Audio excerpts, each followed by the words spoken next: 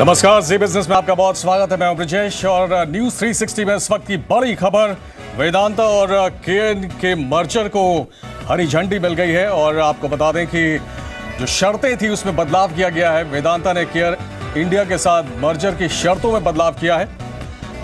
आपको ये बता दें कि माइनॉरिटी शेयर होल्डर्स को लुभाने के लिए वेदांता ने मर्जर की शर्तों में ये बड़ा बदलाव किया है। केयर इंडिया के माइनॉरिटी शेयर होल्डर्स को वेदांता का एक शेयर मिलेगा। इसके अलावा केएन के हर शेयर के बदले 4 प्रेफरेंस शेयर भी मिलेंगे, जिनकी मियाद 18 महीने की होगी। इसका मतलब है कि प्रेफरेंस शेयर को बेचने के लिए कम से कम 18 महीने इंतजार करना होगा। इस दौरान वेदांता इन प्रेफरेंस शेयर पर 7.5% का डिविडेंड भी देगी। केएन इंडिया ने वेदांता के नए ऑफर को मंजूरी दे दी है। मर्ज्ड एंटिटी में केयर इंडिया में माइनॉरिटी शेयर होल्डर्स की हिस्सेदारी 59.7% होगी। मर्जर के बाद वेदांता की पेरेंट कंपनी वेदांता पीएलसी का वेदांता में हिस्सेदारी 62.9% से घटकर 50.1% हो जाएगी। वेदांता ने अगले साल अप्रैल तक मर्जर की प्रक्रिया पूरी होने की उम्मीद जताई है। और आइए आपको सीधे ले चलते हैं वेदांता मैनेजमेंट के कॉन कॉल में। It also reinforces Vedanta Limited's position as India's leading global diversified natural resources champion. From an operational and financial perspective, it helps us to better align cash flows within the group and provide additional financial flexibility, providing support for long-term shareholder returns. With this transaction, we believe this is truly a case for future re-rating due to its long-term value creation potential that all shareholders will benefit from. Quite simply, it's a win-win situation for all shareholders. So if I can move over to slide number 9, and finally, before proceeding to Q&A, let me just quickly remind you of the next steps. On page 9 is a list of the key events required to take place until we close the transaction. As you can see, many of these approvals have already been granted. And today, we also announced that Vedanta Limited and Kane India shareholder meetings will occur on the 8th and 12th of September, respectively. We also expect the Vedanta PLC shareholder meeting to take place in September. We will need the approval from the High Court of India, Ministry of Petroleum, and the Foreign Investment Promotion Board. Overall, we expect the transaction to close during the first quarter of calendar 2017. So thank you for very much your attention. With that, we'll turn you over to the operator, and they'll assist in taking any questions. Operator, over to you. Thank you very much, sir. Ladies and gentlemen, we will now begin with the question and answer session. Anyone who wishes to ask a question may press star and 1 on their touchtone telephone. If you wish to remove yourself from the question queue, you may press star and 2. We would request participants to keep their questions focused on today's announcement. Participants are also requested to use handsets while asking questions. Ladies and gentlemen, we will wait for a moment while the question queue assembles.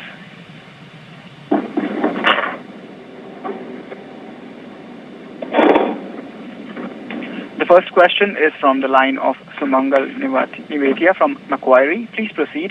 Good evening, everyone. Thanks for having this call. A couple of questions.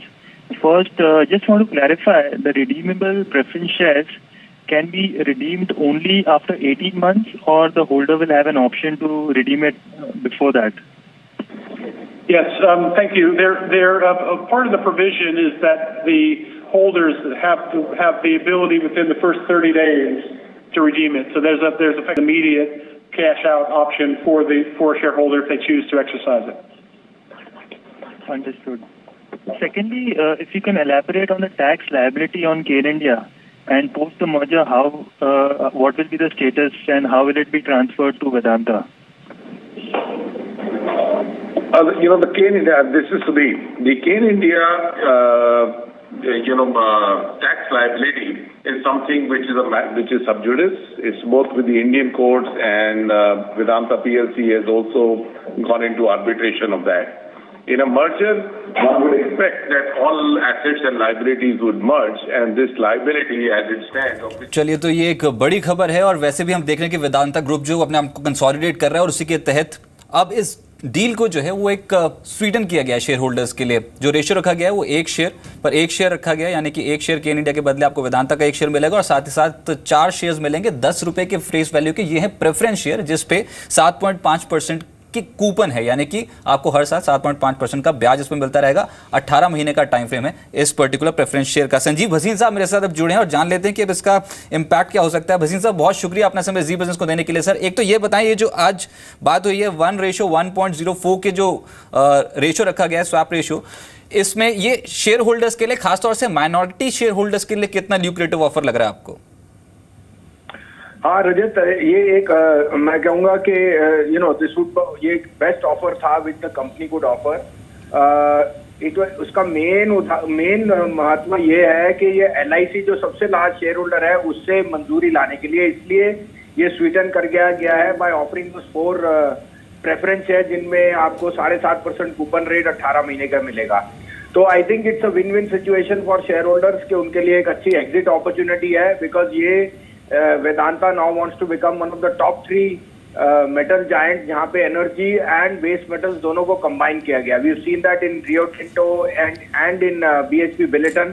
और on a longer term ये positive है, लेकिन in the shorter term because of the interest burden the earnings will decline. However share holder को 7.5% का coupon rate एक added advantage है। यही जो आपने बात की इंटरेस्ट बर्डन जो आ रहा है, देखिए 18 महीने का टाइम फ्रेम है और ये जो 10 रुपए के फेस वैल्यू के जो रिडीमेबल शेयर्स रखे गए हैं 4 रिडीमेबल शेयर्स पे, और अब इसको अगर कैलकुलेट करें तो गोइंग फॉरवर्ड 18 महीने तक कंबाइंड ग्रुप एंटिटी, जब भी ये डील थ्रू हो जाती है तो कंबाइंड ग्रुप एंटिटी पर क्या एकदम से बर्डन तो पड़ जाएगा, इंटरेस्ट बर्डन, ये आप समझते हैं? हाँ बिल्कुल, क्योंकि अर्निंग्स तो डाइल्यूट होंगे ना 18 महीने के लिए। आप शेयर होल्डर्स को तो ब्याज दे रहे हैं, लेकिन वो अर्निंग्स डाइल्यूटिव है, तो the stock price will reflect that, क्योंकि प्राइस मल्टीपल जो आप देंगे वो रिटर्न ऑन इक्विटी पे होएगा, और वहाँ पे because of this more interest burden it will dampen that for the next 18 months at least. तो I think it's a mixed bag. अभी आप पूरी चीज की तुलना करनी पड़ेगी कैसे बैठेगा, but I think it's the best offer जो ये दे सकते थे एट अ टाइम जब कमोडिटी प्राइसेस है पुल्ड बैक वेरी शार्पली, और आपने देखा है कि वेदांता का शेयर ऑलमोस्ट दुगना हो गया है और केन का भाव भी 70% बढ़ चुका है। तो प्राइस का परफॉर्मेंस लेते हुए आई थिंक मेरे हिसाब से मेजर चीज ये थी कि LIC को किसी तरह से बोर्ड पे लाने का, उनकी मंजूरी लेने की, and for the deal to go through. नहीं तो ये एक डेढ़ साल हो गया है अटकली लगी हुई थी और it was destroying regulatory processes and. तो ये कह सकते हैं कि LIC को लुभाने की तैयारी है। सर पर एक आखिरी प्रश्न उसके आपसे पूछना चाहूंगा, ये जो डील होने के बाद जो कैश कंपोनेंट था केन इंडिया के बुक्स पे, और ये बार बार बात हो रही थी कि वेदांता इसको किस तरीके से यूज करेगा, अपना कर्ज चुकाने के लिए तो नहीं यूज कर लेगा, या फिर ऑलरेडी जो कैपेक्स प्लान है केन इंडिया के वो कंटिन्यू होते हुए नजर आएंगे, इस पे कोई क्लैरिटी अभी तक नहीं है। और जब तक ये क्लैरिटी नहीं आती, आप मानते हैं कि LIC जैसे संस्था जो है वो अभी भी डील को मंजूरी दे देंगे? नहीं, आई थिंक ये LIC के साथ समझौते में ही हुआ रहेगा।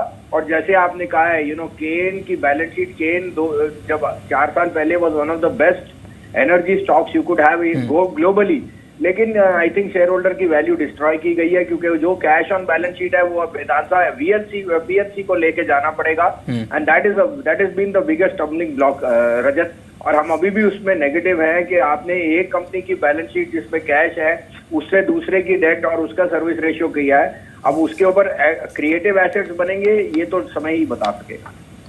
चलिए राइट सर, बहुत शुक्रिया आपका हमारे साथ जुड़ने के लिए, और ये जो आज अनाउंसमेंट हुई है वेदांता बोर्ड की तरफ से उस पर अपनी राय देने के लिए। मेरे साथ अविनाश गोरखसरकर साहब जुड़े। अविनाश जी बहुत शुक्रिया जी बिजनेस को समय देने के लिए। ये जो डील हुई है आज, यही बात हो रही है कि माइनॉरिटी शेयर होल्डर्स को इससे क्या फायदा है? आपको लगता है कि कुछ फायदा हुआ है माइनॉरिटी शेयर होल्डर्स को? देखिए LIC अपनी जगह ठीक है, लेकिन एक आम जो निवेशक है उसके लिए डील कितनी फायदेमंद समझते हैं आप?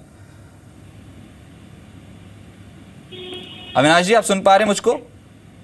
रजत, मुझे लग रहा है कि क्लियरली माइनॉरिटी शेयर होल्डर्स की अगर हम बात करें तो मुझे लग रहा है कि ये जो मर्जर हो गया है, मेरे ख्याल से इसका इमीडिएट इम्पैक्ट आपको शायद इतना रिफ्लेक्ट नहीं होगा, क्योंकि दोनों ही बिजनेस में जिस प्रकार का मार्केट ट्रेंड चल रहा है, जैसे मेटल सेक्टर और हम अगर क्रूड ऑयल की बात करें, तो आने वाला साल काफी चैलेंजिंग रहेगा। और मुझे लग रहा है कि ये मर्जर में इनिशियली जो शॉर्ट टर्म पेन हम कहते हैं वो निवेशकों को ऑब्वियसली एक्सपीरियंस करनी पड़ेगी। और सीधी सी बात है कि मर्जर के बाद पहला साल एक काफी चैलेंजिंग ईयर होगा, तो इमीडिएटली कुछ गेन मिलेगा ऐसा लग नहीं रहा है, क्योंकि ऑयल का बिजनेस हो या मेटल का बिजनेस हो, यहाँ पे अभी भी कीमतें कम है, और आने वाले कम से कम 2-3 क्वार्टर के लिए ऐसा लग नहीं रहा है कि कोई बड़ी अपसाइड वेदांता की कंबाइंड स्टॉक में मिलने को मिले।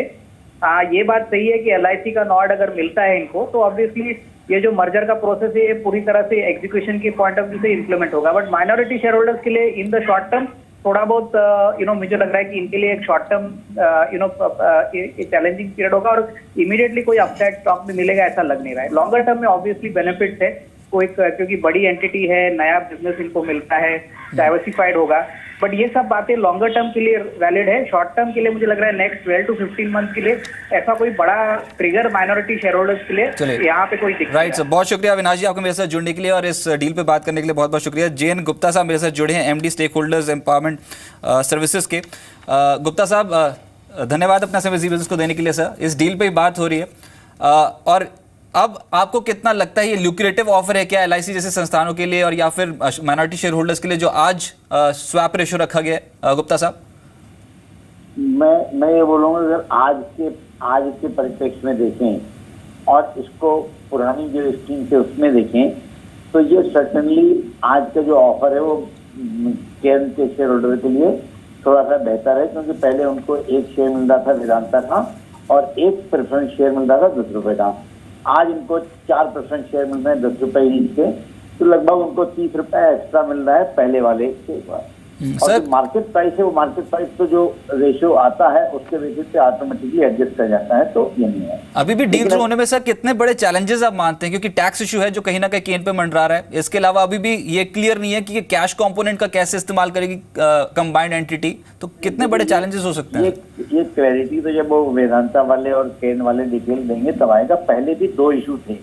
पहले 2 इशू ये थे कि जो केन इंडिया है वो केन पीएलसी है, उसके ऊपर टैक्स वाला इशू था, तो उन्होंने बोला था जब तक टैक्स इशू सॉल्व नहीं होता है तब तक मर्जर को गो अहेड नहीं मिलेगी। और फिर एलआईसी का भी उसमें रिजर्वेशन था। अब आज की डेट में जो कंपनी ने स्टेटमेंट दिया उससे तो लगता है कि दोनों इन्वेस्टर को बोर्ड पे ले आए हैं। लेकिन इसमें सवाल ये है कि अभी आपने 3-4 दिन पहले एक न्यूज पढ़ी थी, उसमें लिखा था कि केन पीएलसी ने भारत सरकार के ऊपर केस कर दिया है for loss of reputation and बाकी जितने 35,000 को। राइट, देखते हैं सर अब कंपनी इस पे क्या स्टेटमेंट्स देती है। लेकिन ये डील जो है ये कहीं ना कहीं बहुत मायने रखती है पूरे वेदांता ग्रुप के लिए। इससे सिनर्जीज जो है, कॉस्ट स्ट्रक्चर जो है वो इंप्रूव होता हुआ नजर आएगा। जी चलिए अब रजत जल्दी से देख लेते हैं कि केएन के सीएफओ का क्या कहना है इस डील पर। I am very confident in KN India shareholders will benefit from the exposure to the world-class portfolio that this transaction embodies. These well-diversified assets are not only low cost, but also long life and offer significant embedded growth, which will follow India's industrial growth over the next several years. KN India shareholders will also benefit from the enhanced free float and trading liquidity of the merged entity. They will benefit from the revised terms announced today, while retaining upside from KN's strong oil and gas assets. तो इस बड़ी खबर के बाद रुक करेंगे अगली खबर का, लेकिन ये बड़ी खबर है वेदांता और केएन का जिस तरह से मर्जर को हरी झंडी दी गई है। और खासकर रजत जैसे कि हम लोग बात कर रहे थे कि छोटे जो शेयर होल्डर्स हैं उनका ध्यान रखा गया है अब जो प्रस्ताव दिए गए हैं। चलिए आगे बढ़ते हैं। हाई वैल्यू ट्रांजैक्शन वाले सौदों को लेकर इनकम टैक्स विभाग जिन 7 लाख लोगों को नोटिस जारी करने वाला है उनकी मुश्किलें बढ़ सकती हैं। ऐसे लोगों को बिना पैन वाले बड़े लेन देन का कंफर्मेशन फॉर्म भरना होगा। उन्हें income tax e filing website के जरिए जवाब देना होगा। इनकम टैक्स की चिट्ठी मिलने के 15 दिन के भीतर इन लोगों को जवाब देना होगा। इनकम टैक्स विभाग ने जवाब का टेम्पलेट तैयार किया है। बिना पैन वाले बड़े सौदों की नोटिस में यूनिक ट्रांजैक्शन सीक्वेंस नंबर यानी टीएसएन होगा। हर सौदे के लिए अलग टीएसएन होगा। इसमें प्रॉपर्टी से लेकर बड़े कैश डिपॉजिट और क्रेडिट कार्ड जैसे सौदों का कॉलम होगा। सबसे संदिग्ध और बड़े सौदों की चिट्ठी इनकम टैक्स डायरेक्टरेट भेजेगा। बाकी चिट्ठियां प्रिंसिपल कमिश्नर के जरिए भेजी जाएंगी। और जानकारी के लिए बात करते हैं जी मीडिया संवाददाता दीपू राय से। दीपू, कह सकते हैं कि अब सरकार कड़े कदम करती जा रही है, कड़े कदम उठा रही है, खासकर ऐसे लेन देन में जहां कहीं ना कहीं संदेह या शंका बनी हुई है। देखिए सब संदेह या शंका से ज्यादा जरूरी है इसमें कि जो फर्जी पैन के जरिए सपोज करिए 30 लाख से ऊपर की प्रॉपर्टी जिन्होंने खरीदी है उनके पूरे डिटेल्स होंगे, उसको AIR बोलते हैं, एनुअल इंफॉर्मेशन रिपोर्ट। और ये सारी कवायद जो कि सरकार की समय ब्लैक मनी डिस्क्लोजर स्कीम चल रही है और स्कीम को उतना बेहतर रिस्पांस अभी नहीं मिल रहा जो सोर्सेज बता रहे हैं। इसके बाद सरकार ऐसे बड़े सौदों को लगातार अपने निशाने पर ले रही है और ऐसे लोगों को नोटिसेस भेज रही है ताकि वो डिस्क्लोज करें। और ये जो नया फॉर्मेट बनाया है वो और ज्यादा इसलिए उनके लिए कारगर हथियार सरकार के लिए है क्योंकि आपको ऑनलाइन ई पोर्टल पर जाकर एक कॉलम होगा जिसमें TSN नंबर जैसे ही डालेंगे कंप्लायंस वाले कॉर्नर पे वैसे ही आपकी सारी डिटेल आ जाएगी। आपके पास पहले चिट्ठी आएगी इनकम टैक्स विभाग से जिसमें कि एक TSN नंबर रहेगा। आप ई पोर्टल पर जाएंगे, ई पोर्टल के कॉर्नर में आपको एक कंप्लायंस का विंडो होगा, वहां ये नंबर डालेंगे तो आपको पता चल जाएगा कि आपने हर फाइनेंशियल ईयर में पिछले 4-5 क्या क्या किया है। आपने बड़ी प्रॉपर्टी के सौदे किए हैं या आपने म्यूचुअल फंड में एक तय सीमा से ज्यादा पैसा लगाया है और फर्जी पैन के जरिए आपने सारा काम किया है।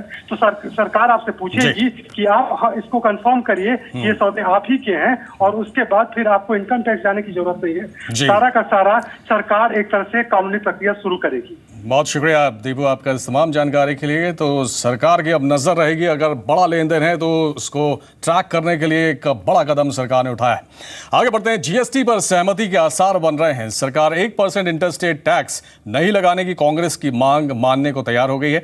सूत्रों के मुताबिक 1% इंटरस्टेट टैक्स हटाने के लिए कैबिनेट नोट तैयार कर लिया गया है और जल्द ही कैबिनेट इस पर फैसला लेगी। आपको बता दें कि सरकार अगले हफ्ते GST बिल राज्यसभा में पेश करेगी। संसदीय कार्य राज्य मंत्री मुख्तार अब्बास नकवी ने कहा है कि GST बिल को संसद में चर्चा के लिए लिस्ट कराया गया है। GST बिल लोकसभा में पास हो चुका है लेकिन कांग्रेस के विरोध के चलते राज्यसभा में अटका हुआ है। संसद के मॉनसून सत्र की शुरुआत से पहले सरकार ने कांग्रेस सहित तमाम विपक्षी पार्टियों से बात की थी। राज्यसभा से GST बिल पास होता है तो ये अगले साल 1 अप्रैल से लागू हो जाएगा।